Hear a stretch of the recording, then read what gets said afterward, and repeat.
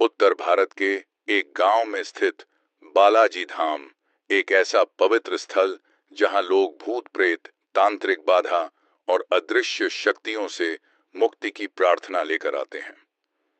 माना जाता है कि इस धाम में हनुमान जी स्वयं प्रकट रूप में विराजते हैं और यहाँ आने वाला हर पीड़ित व्यक्ति, चाहे वो किसी भी प्रेत बाधा का शिकार हो, पूरी तरह ठीक होकर लौटता है। लेकिन इस जगह से जुड़ा एक रहस्य गांव वालों की जुबान पर नहीं आता। मंदिर के पीछे स्थित वो पुरानी 7 सीढ़ियां, जिन पर चढ़ने वाला व्यक्ति या तो जागृत हो जाता है या फिर लौटकर कभी नहीं आता। इस कहानी की शुरुआत होती है राघव से, एक यूट्यूब इन्वेस्टिगेटिव रिपोर्टर जो भारत के भूतिया स्थलों पर वीडियो बनाता है। जब उसे बालाजी धाम की 7 सीढ़ियों की कथा पता चली तो वह तय करता है कि इस रहस्य का सच उजागर करेगा। राघव ने मंदिर परिसर में 2 दिन का ठहराव लिया। पहले दिन वह सामान्य श्रद्धालुओं की तरह दर्शन करता रहा, चढ़ावा चढ़ाया और मंदिर में होती हनुमान चालीसा की अखंड पाठ में भाग लिया। मंदिर में उसका मन अजीब तरह से शांत हो गया था, पर उसे किसी की निगाहें अपने ऊपर महसूस होती रहीं। शाम को मंदिर के पुजारी श्रीधर बाबा ने राघव को चेताया, बेटा, बालाजी धाम में सबका स्वागत है, पर मंदिर के पीछे जो 7 सीढ़ियां हैं वो किसी इंसान के चढ़ने लायक नहीं। वो एक तांत्रिक आत्मा की कैद का द्वार है।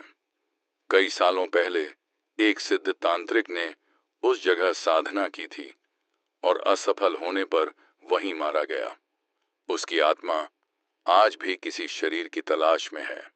राघव मुस्कुराया, बाबा, मैं डरता नहीं, मैं सच्चाई जानना चाहता हूं। रात के 11 बजे राघव अपने कैमरा और टॉर्च लेकर मंदिर के पीछे गया। वहां घना अंधेरा था। सीढ़ियों पर धूल जमी थी।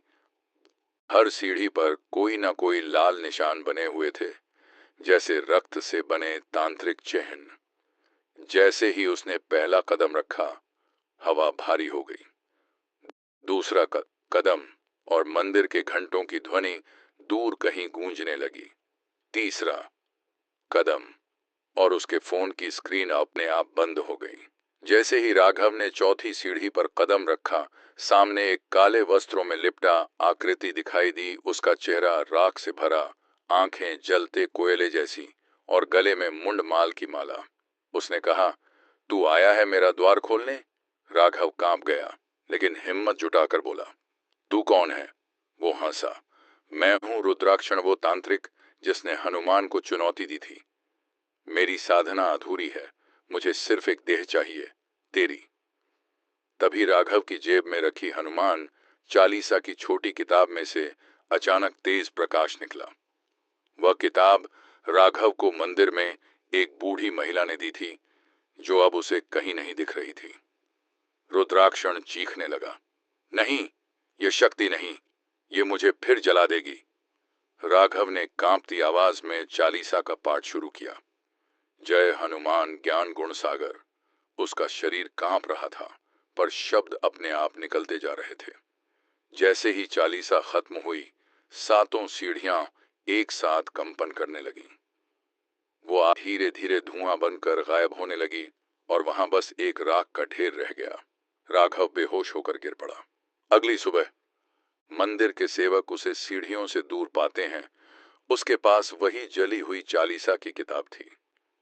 पुजारी श्रीधर बाबा ने कहा, तू पहली आत्मा है जिसने उसकी आंखों में आंखें डालकर भक्ति से उसे पराजित किया।